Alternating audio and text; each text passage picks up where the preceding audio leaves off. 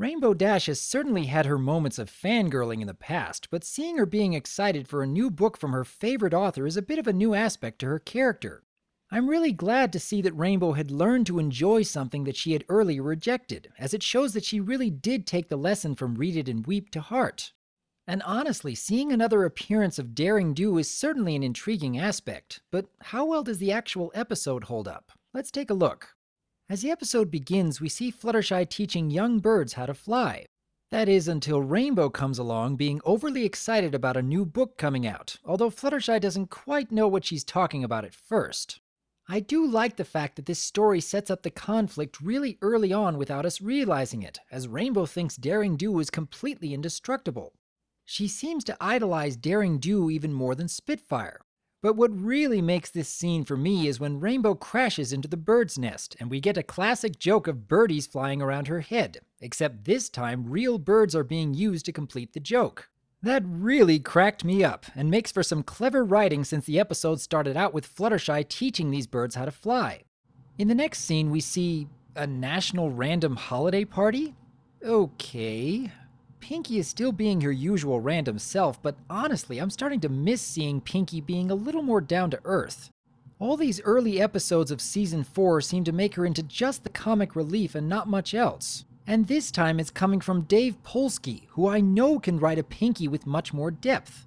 I still think that Too Many Pinkie Pies was a great example of how Pinkie is actually becoming more mature. I sincerely hope that we'll be getting to see a more rounded Pinkie Pie in the near future, because her constant antics are starting to get a little stale. Twilight states that the release of the next book got pushed back 2 months, and Rainbow falls apart at the seams. I'm sure that a lot of us can really relate to how Rainbow is feeling here. In fact, a lot of this episode feels like it has been made with the brony community in mind, which is not necessarily a good thing, but I'll get into that later. I do like how the author's name is an obvious reference to J.K. Rowling. I mean, A.K. Yearling? Really?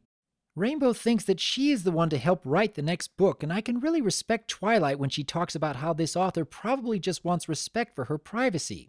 Even though both Twilight and Rainbow Dash are big fans of this book series, Twilight is better able to keep her fangirling under control.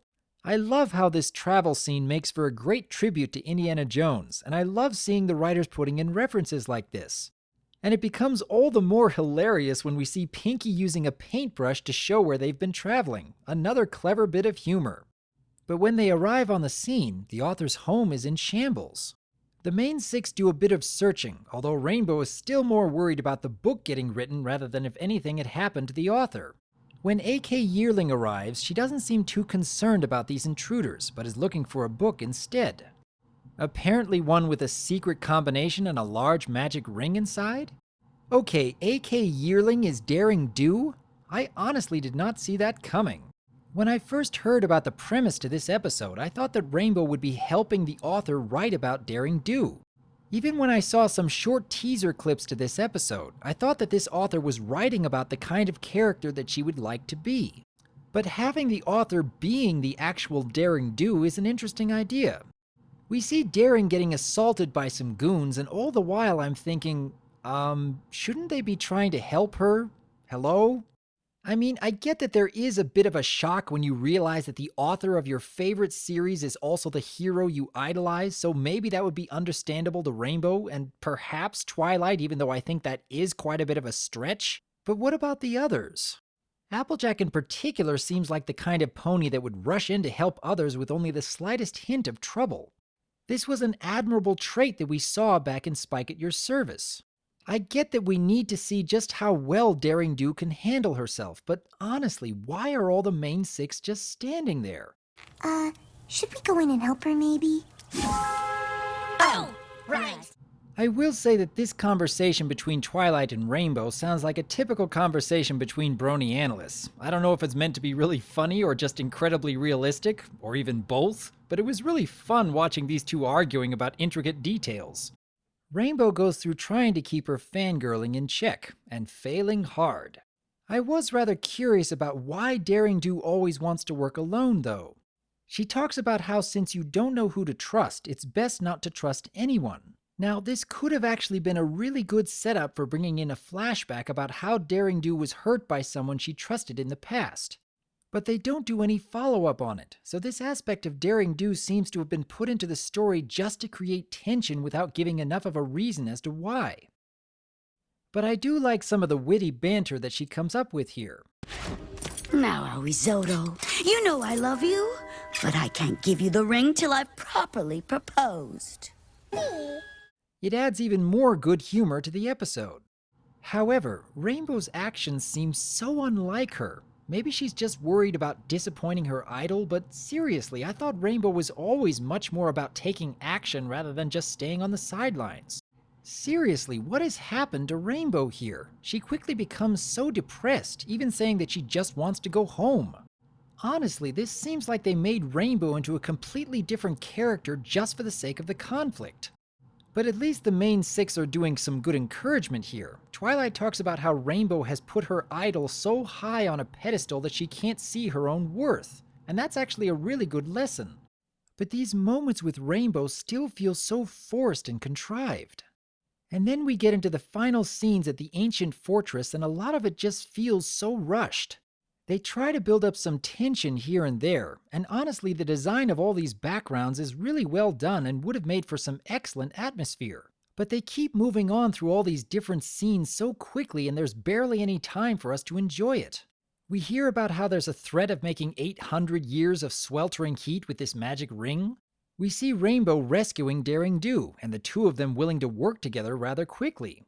We see the main six arrive to do a little action scene. Then the whole thing gets solved when Rainbow and Daring remove the last ring from the altar, which apparently makes the temple fall apart for some reason. And then Daring just tosses the ring away at the end, which instantly breaks apart. And all of this happens within the span of a few minutes. And there's so little time for any of it to build any tension, so there really isn't that much of a payoff. A lot of this story feels like a fan fiction, Rainbow finding out that one of her idols is real and getting to take part in the adventure with her. Especially with how the episode came to an end, it just feels like a wish fulfillment kind of story that belongs on film fiction rather than be an episode of MLP. Somewhat similar to how Magic Duel came to be, because a lot of the fans were really looking forward to seeing another appearance of Trixie. But while the fan service of Magic Duel felt a little more natural, in Daring Don't, reintroducing this one-shot character felt off. The concept did have potential, but it didn't feel like it went much of anywhere. I want to like this episode, I really do. There was a lot of potential here, and part of the episode felt like they were building up to it in a good way. And there's some really funny bits of comedy strewn throughout the story. But the characters feel like they're being changed to suit the conflict without much of a payoff at the end. There wasn't that much time to build up tension in the third act due to a lot of scenes moving too quickly. And while I like seeing good fan service put into MLP, this felt like too much was trying to be done all at once, and not in a good way. I honestly think there could have been a very different kind of lesson here, like how Rainbow could have learned more about keeping her fangirling in check while actually trying to help write a real story from a real author. They could have put in a lesson about how you need to keep your high expectations of your idol from going overboard, and part of this episode really felt like they were trying to set that up. The fact that they made Daring Do into a real-life character had some potential, but I don't think they took it in a good direction. I do like the fact that Twilight talks about how Rainbow has put her idol so high on a pedestal that she can't see her own worth, and that really does make an excellent lesson. But the fact that they had to make Rainbow getting so depressed and down on herself so quickly feels very out of place. In the end, there were just too many questionable moments that took me out of the episode and not enough good moments to draw me back in. I know this is still my first impressions, and maybe there is still something here that really could make the episode more worthwhile, but right now I'm just not seeing it. I'm glad I saw it for the few moments that legitimately made me laugh. But I have my doubts as to whether I'll think very highly of this episode in the future. In the meantime, though, I would like to hear your thoughts about Daring Don't. Do you think having Daring Do make a return felt like a good payoff? Do you think the main six are all in character here?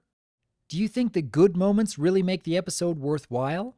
Or do the questionable moments make you feel otherwise? I would like to hear your thoughts about Daring Don't, and let us hope that we can see some really good character moments in future episodes. I am DRWolf, and I look forward to hearing from you. That neat trick you did in book 3, where you swoop in and knock 3 guys down with one swing? Or maybe